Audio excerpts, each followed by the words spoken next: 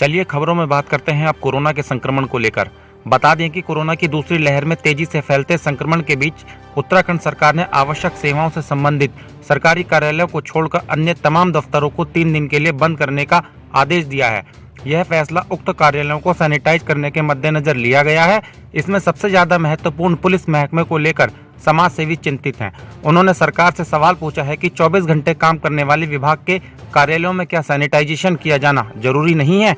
पुलिसकर्मी भी इंसान हैं, उनके पीछे भी पूरा परिवार होता है।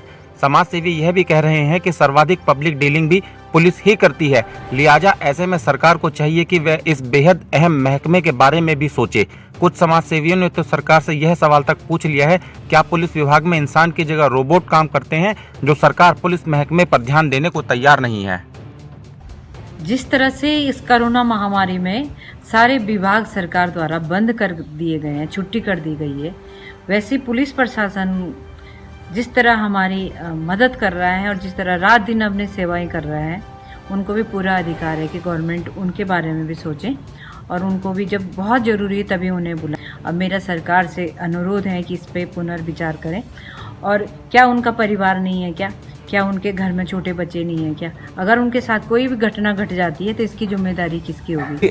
3 दिन तक जो दफ्तर थे वो सारे बंद करा दिए गए हैं, उनको छुट्टी दे दी गई है और उनको सैनिटाइज करने का आदेश किया गया है। और मेरा सरकार से सवाल भी है, क्या पुलिस एक रोबोट है?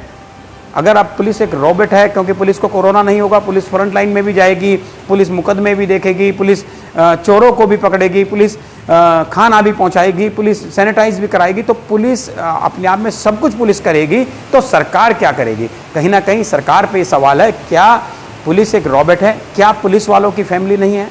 उनकी भी अपनी फैमिली है। मेरा ये मानना है सबको बराबर की जिम्मेदारी होनी चाहिए, सबकी बराबर की जिम्मेदारी है। कि ऐसा है, सरकार को सबसे पहले तो सोचना चाहिए कि पुलिस विभाग हमारे समाज का ही नहीं बल्कि प्रदेश का और देश की रक्षा के लिए एक बहुत महत्वपूर्ण विभाग है, जिनकी ड्यूटी 24 घंटा रहती है।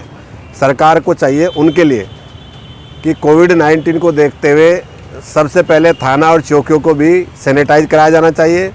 जितने भी कोविड से बचने के इक्विपमेंट हैं वो उनको मिलने चाहिए। और मेरा तो यहाँ तक मानना है और सरकार से मांग भी है, क्योंकि पुलिस में जो ड्यूटी करने वाले लोग हैं वो भी हमारे समाज के अंग हैं, हमारे भाई हैं, हमारी बहनें हैं, उनका भी परिवार है।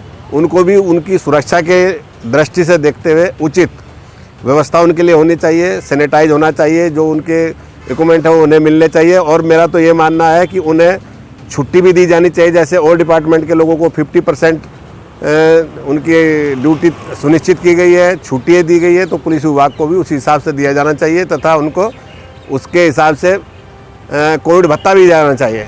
शहर के तमाम समाज सेवियों ने किस प्रकार पुलिस के पक्ष में अपने विचार व्यक्त किए, यह तो आपने सुन ही लिए होंगे। अब देखना यह होगा कि समाज सेवियों के यह विचार कब तक सरकार के कानों तक पहुंचते हैं और सरकार मामले में क्या एक्शन लेती है।